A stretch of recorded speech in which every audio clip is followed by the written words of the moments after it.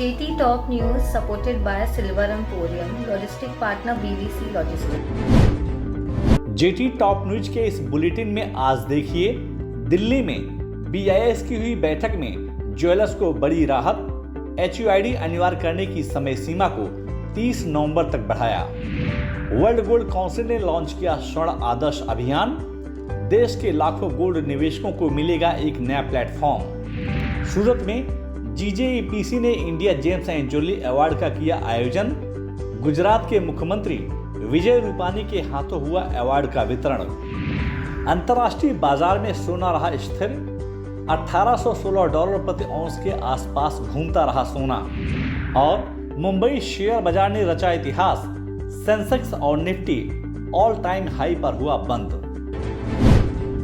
केंद्रीय उपभोक्ता मंत्री पीयूष गोयल की अध्यक्षता में हुई BIS की बैठक में HUID और हॉलमार्किंग को लेकर ज्वेलरी इंडस्ट्री में आ रही समस्याओं पर गंभीरता से चर्चा की गई। चर्चा के बाद केंद्रीय उपभोक्ता मंत्री पीयूष गोयल ने देश के ज्वेलरों को राहत देते हुए उन्हें कई रियायतें दी हैं, जिनमें बड़े ज्वेलर्स को अपना खुद का हॉलमार्किंग सेंटर खोलने की इजाजत, BIS के सर्वर कैपेसिटी को 3 गुना तक बढ़ाना, हॉलमार्किंग सेंटर की बीमा रकम को बढ़ाना, HUID में ट्रांसबिलिटी सिस्टम को ऑनलाइन से हटाना और HUID को अनिवार्य रूप से लागू करने की समय सीमा को बढ़ाकर 30 नवंबर 2021 तक कर दिया है। गौरतलब है कि सरकार के इस निर्णय से देश के लाखों ज्वेलर्स ने काफी राहत की सांस ली है। वर्ल्ड गोल्ड काउंसिल ने भारत के गोल्ड निवेशकों के लिए स्वर्ण आदर्श अभियान को लॉन्च किया है।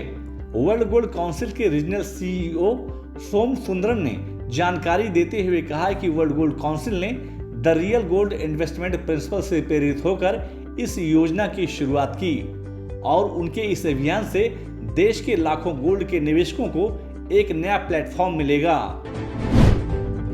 भारत में डायमंड सिटी के नाम से मशहूर सूरत में gems and jewellery export promotion council ने GI के समर्थन से 46वें India gems and jewellery award का आयोजन किया।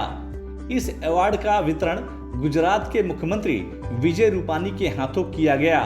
अवार्ड फंक्शन में भाग लेने आए ज्वेलरी इंडस्ट्री के लोगों को संबोधित करते हुए गुजरात के मुख्यमंत्री विजय रूपानी ने कहा कि देश में छाए संकट के बाद भी ज्वेलरी इंडस्ट्री ने बेहतर प्रदर्शन किया है और हमें उम्मीद है कि ज्वेलरी इंडस्ट्री प्रधानमंत्री नरेंद्र मोदी के $400 बिलियन के एक्सपोर्ट के लक्ष्य को हासिल कर लेगी।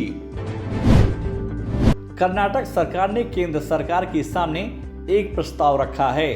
इस प्रस्ताव के तहत कर्नाटक सरकार अपने राज्य में टेक्सटाइल, ज्वेलरी और स्पाइस पार्क खोलने की योजना बनाई है।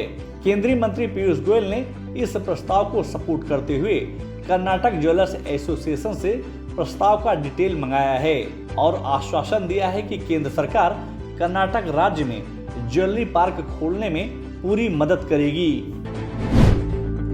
भारत देश में रिंग सेरेमनी का अपना एक अलग ही महत्व है, लेकिन समय के साथ साथ रिंग ने अपने स्वरूप को बदलना शुरू कर दिया है।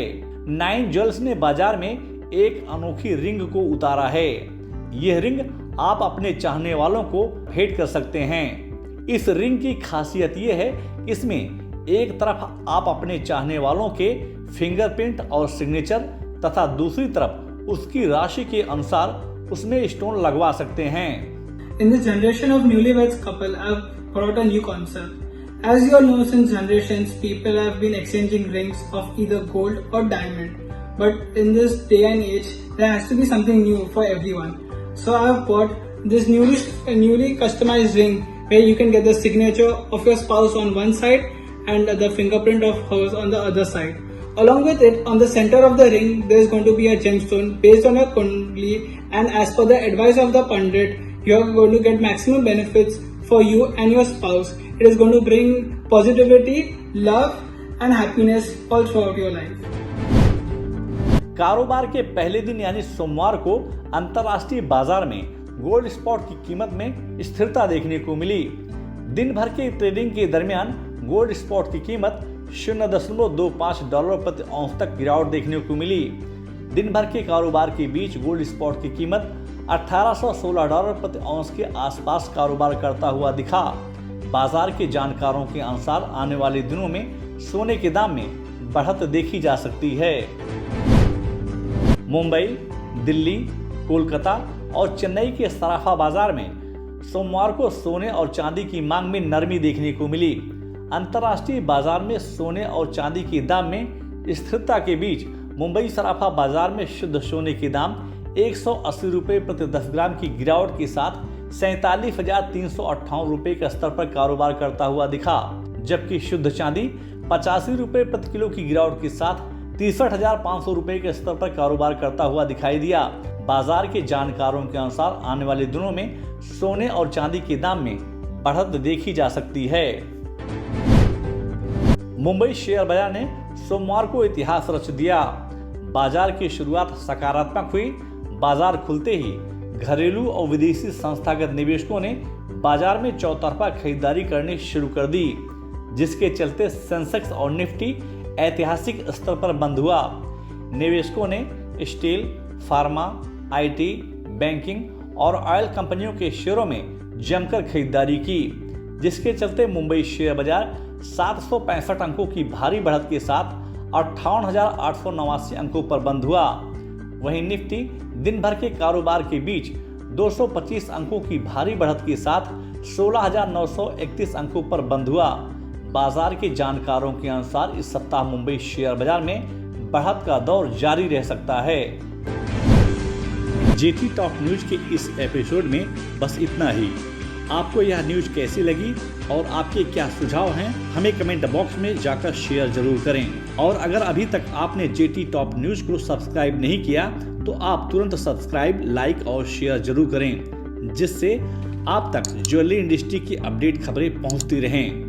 JT Top News supported by Silver Emporium, logistic partner BVC Logistics.